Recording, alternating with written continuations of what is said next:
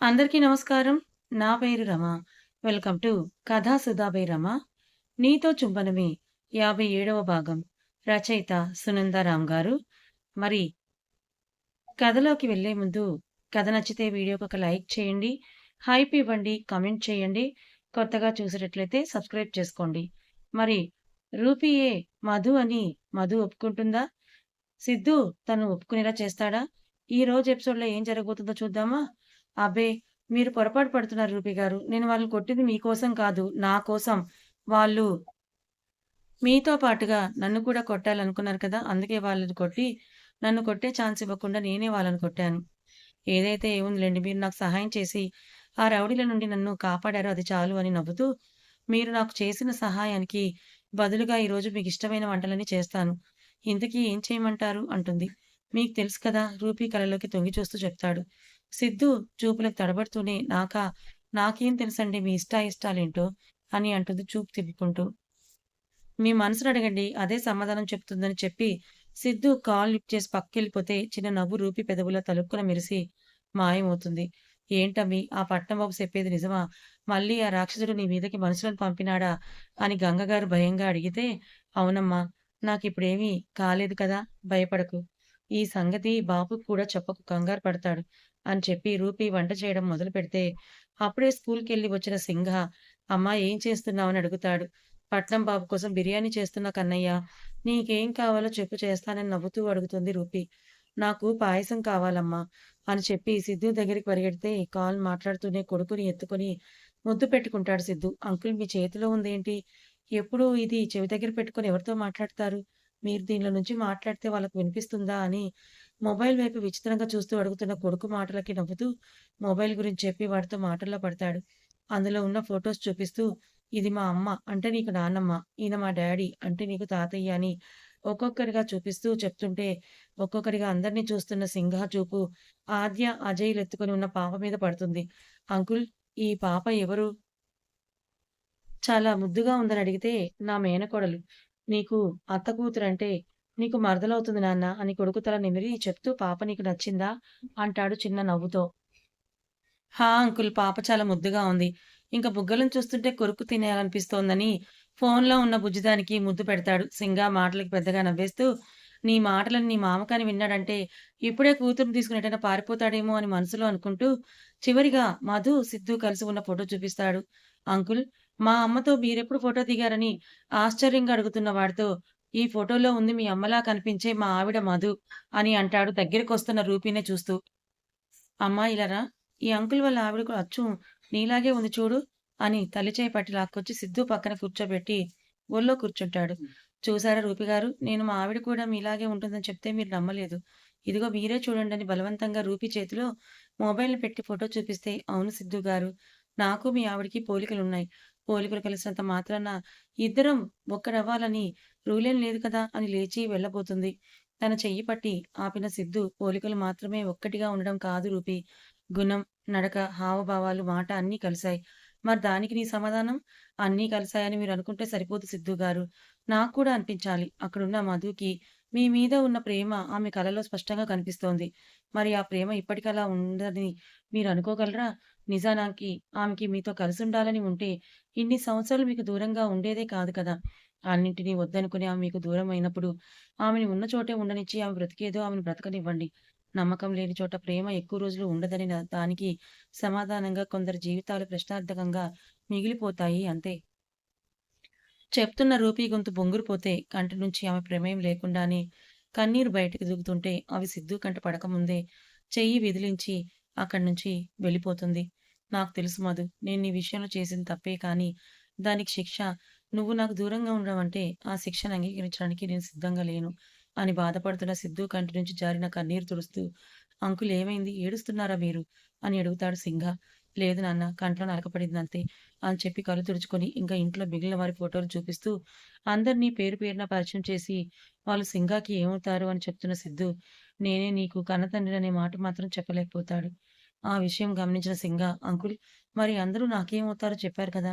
మీరు మాత్రం నాకేమవుతారన్నది మాత్రం చెప్పలేదు. మీరు నాకు అంకుల్‌నే అవుతారా? నాకు మాత్రం మిమ్మల్ని నాన్న అని పిలవాలనిపిస్తోంది తెలుసా? మా అమ్మని నేను చాలా సార్లే అడిగాను. బాబు ఎక్కడుంటాడని. కానీ అమ్మ మాత్రం అడిగిన ప్రతిసారి ఏదో ఒక మాట చెప్పి ఊరుకునేది. అందరితో మాత్రం మా నాన్న మాకు దూరంగా పట్నంలో ఉన్నాడని, కొన్ని రోజుల తర్వాత వచ్చి మమ్మల్ని కలుస్తాడని చెప్తుంది. నాకెందుకో తెలియదు. మిమ్మల్ని చూస్తుంటే మా నాన్నలాగే అనిపిస్తున్నారని ఏడుస్తూ సిద్ధుని గట్టిగా హత్తుకుంటాడు సింగ.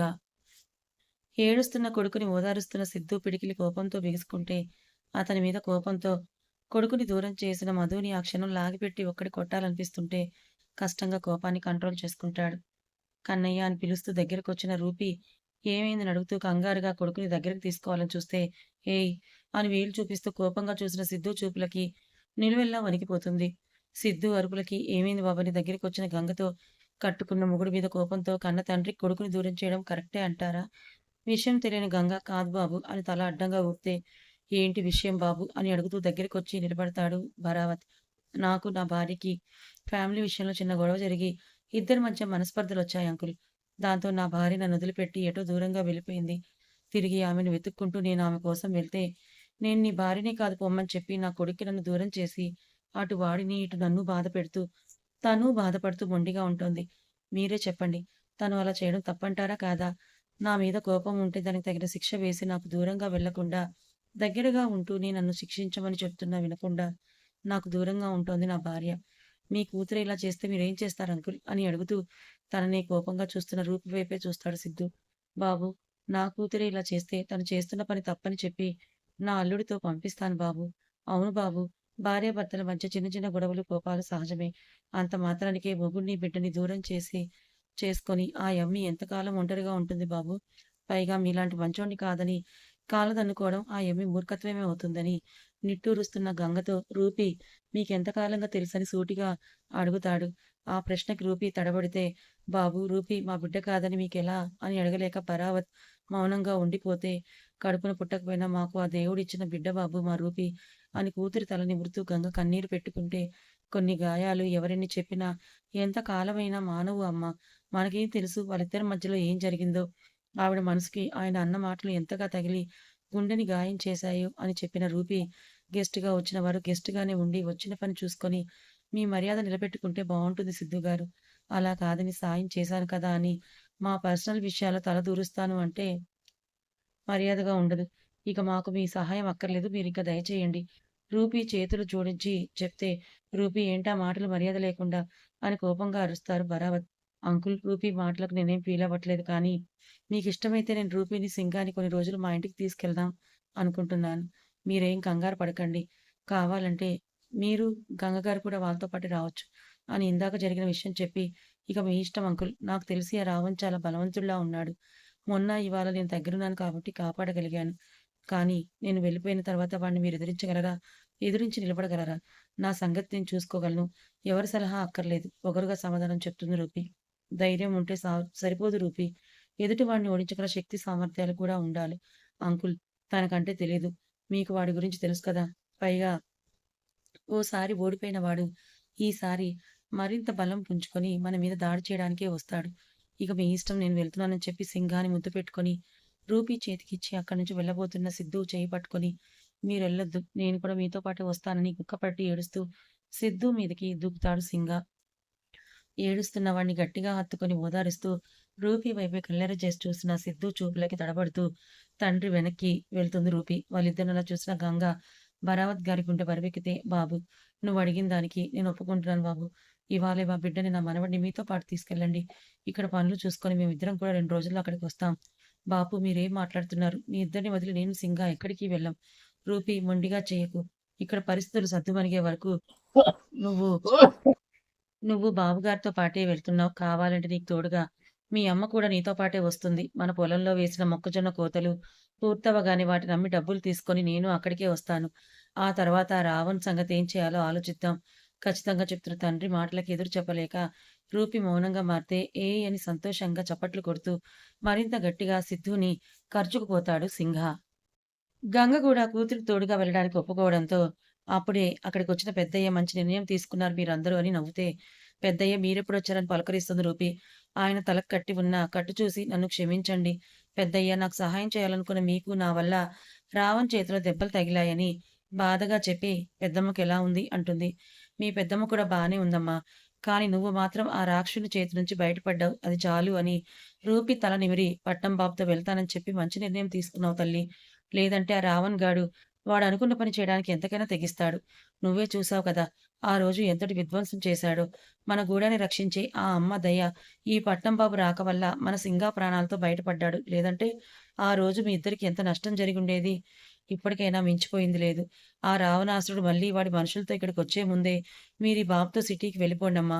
పెద్దయ్య మాటలకు ఊకొట్టి సింగాని తనవి కొన్ని బట్టలు కావాల్సిన వస్తువులు సర్దుకొని రూపి బయటకొస్తే అప్పటికే గంగ కూడా తన మూట చంకలో పెట్టుకొని ఇరుగు పొరుగు వారికి విషయం చెప్పడంతో వారందరూ రూపీ కోసం ఇంటికొచ్చి జాగ్రత్తలు చెప్పి సింగాను ముద్దు చేస్తారు. కాసేపటికి అందరూ కలిసి సిద్ధు కారు వరకు వచ్చి వీళ్ళని సాగనంపితే కన్నీళ్లతో పుట్టింటి నుంచి తిరిగి అత్తవారింటికి బిడ్డతో వెళ్తున్న ఆడపిల్లల ఏడుస్తూ ఉంది రూపి. ఏడుస్తున్న రూపీని గుండెలకు హత్తుకొని ఓదార్చాలి అనిపిస్తుంటే దానికిది సమయం కాదని మౌనంగా చూస్తుండిపోతాడు సిద్ధు. చాలా దూరం ప్రయాణం చేసిన తర్వాత సిద్ధు ఇంటికి చేరుకుంటే, అప్పటికే విషయం తెలిసిన అజయ్ బిడ్డను తీసుకుని మొదటిసారి ఇంటికొస్తున్న మధు కోసం గ్రాండ్ ఎంట్రీ ఏర్పాటు చేయాలని ఉన్నా, సిద్ధు వద్దని ఖచ్చితంగా చెప్పడంతో అందరూ ఉసూరుమంటూ ఎదురు చూస్తూ ఉండిపోతారు. సిద్ధు కారు ఆపిన చప్పుడుకి అప్పటి వరకు తలదించుకొని ఉన్న రూపి తలెత్తి ఇంటివైపు చూస్తే అప్పటి వరకు ఉన్న బాధకి బదులుగా సంతోషంతో ఆమె కళ్ళు నిండుగా నీళ్లు నిండుకుంటాయి. కార్ దిగి డోర్ ఓపెన్ చేసిన సిద్ధు దిగమన్నట్టుగా చూస్తే నీరు నిండుకున్న కళ్ళతో సరిగా చూడలేక కార్ దిగి ముందుకు నడుస్తున్న రూపీ అడుగులు తడబడితే పడబోతున్న ఆమె చెయ్యి పట్టి ఆపుతాడు అజయ్. ఎలా ఉన్నావురా? బాగున్నాను అన్నట్టుగా తలూపుతుంది కానీ నోరు తెరిచి సమాధానం చెప్పదు. వాకిట్లో తన కోసమే అన్నట్టుగా ఎదురు చూస్తున్న కుటుంబ సభ్యులను చూసి ఆమె కళ్ళు ఆగనంటూ సంతోషంతో వర్షిస్తుంటే ఎలా ఉన్నావు మధు అని దగ్గరకొచ్చి హత్తుకుంటారు సురేఖ గారు. వదినా ఏంటి ఇలా చిక్కిపోయావని ఆద్య ఏడుస్తూ మరోవైపు చుట్టుకుంటే మధు ఎలా ఉన్నావి అని దగ్గరకొస్తుంది. అతి కష్టంగా ఏడుపు ఆపుకుని నవ్వడానికి ప్రయత్నించి ఓడిపోయిన అంజలి. మధు అంటే గిట్టని త్రిపుర సైతం చూడగానే కన్నీరు పెట్టుకుంటే 4 సంవత్సరాల తర్వాత కనిపించిన కూతుర్ని దగ్గరికి తీసుకోలేక, అలా అని దూరంగా ఉండలేక, ఉన్న చోట నిలబడి వెక్కిళ్ళు పెట్టి ఏడుస్తూ ఉండిపోతారు సునీత గారు. విషయం అప్పుడే తెలిసిన కుమారి గారు జర్నీలో ఉండడం వల్ల ఇంకా అక్కడికి చేరుకోకపోతే ప్రియా మాత్రం ఏ భావం లేకుండా చూస్తుండిపోతుంది. అందరిని చూసి కష్టంగా కన్నీరాపుకుంటున్న మధు, నేను మధుని కాను. నా పేరు రూపి అంటుంది. అతి కష్టంగా గొంతు పెగల్చి మాట్లాడుతూ. కాదు నువ్వు మా మధువే అని సురేఖ గారంటే రూపురేఖలు ఒకేలా ఉన్నంత మాత్రాన నేనే మీ కోడల్ని అంటే ఎలా అండి? ఆవిడకి దూరం జరుగుతూ అంటుంది. వదినా అని ఏదో మాట్లాడబోతున్న ఆర్జన ఆపుతూ, సరే రూపి, మొదటిసారి మా ఇంటికి బిడ్డతో వచ్చావు. ఉరికాలు లోపల పెట్టిరా అమ్మా అని చెప్పి ఎర్ర నీళ్లతో దిష్టి తీసి బయటకు వెళ్ళిపోతారు సుమిత్ర గారు. పుట్టినప్పటి నుంచి అడవిలో ఉన్న గూడాలు తప్ప సిటీ వైపు రాని గంగకి అంతా కొత్తగా ఉండడంతో మౌనంగా జరిగేది చూస్తే తండ్రి చేతి నుంచి తాత చేతిలోకి మారిన సింగ అప్పటి వరకు అక్కడ నడుస్తున్న సెంటి డ్రామాకి దూరంగా గార్డెన్‌లోకి వెళ్లి తాతకి గూడెం కబుర్లు చెప్పి అప్పుడే తల్లి పిలుపు విని అక్కడికి పరిగెత్తుకొస్తాడు. వాడిని చూసి అచ్చు మనవడిలాగే ఉన్నాడని మురిసిపోతూ ఎత్తుకోబోతే త్రిపుర దగ్గరికి వెళ్ళకముందే కొడుకు చేయి పట్టి ఆపి తన వైపుకు లాక్కుంటుంది మధు. దానితో త్రిపుర మొహం చిన్నబోతే అంతా తన చేతులారా తను చేసుకున్న తప్పిదమే అని అర్థమయ్యి ముని మనవణ్ణి ఎత్తుకోవాలన్న కోరిక ఇన్నాళ్ళకు తీరుతుందని ఆశపడిన ఆవిడ ఆశ నిరాశ అయినందుకు బాధపడుతూ అక్కడి నుంచి వెళ్ళిపోతారు. వెళ్తున్న త్రిపుర వైపే కోపంగా చూసిన మధు కొడుకుని ఎత్తుకుని ఇంట్లో కుడికాలు పెట్టి గృహప్రవేశం చేస్తే ఆమెతో పాటి అడుగు ముందుకు వేసి సిద్ధు కూడా ఇంట్లో అడుగు పెడతాడు. వారి వెనకే గంగతో సహా అందరూ ఇంట్లోకి వెళ్తే వాళ్ళు ఉండడానికి గది చూపించి ఫ్రెష్ అయ్యి రమ్మని రూపీకి గంగకి చెప్పి మనవడికి నేను చేయిస్తానని సింగాన్ని తీసుకుని ఆవిడ గదికి వెళ్ళిపోతారు సురేఖ గారు. కథ ఇంకా ఉంది. మరి మొత్తానికి మధుని తన కొడుకుని తన ఇంటికి తీసుకొచ్చుకున్నాడు సిద్ధు. మరి ఇప్పుడు మధు ఇంట్లో వాళ్ళ ఆప్యాయత అనురాగాలు ప్రేమాభిమానాలు చూసి తనే మధు అని ఒప్పుకుంటుందా లేక రూపీగానే ఉంటుందా? తర్వాత ఏం జరగబోతుందో తెలుసుకోవాలనుకుంటే ఛానల్ని ఫాలో అవ్వండి. కథ నచ్చితే లైక్ చేయండి. Thank you so much.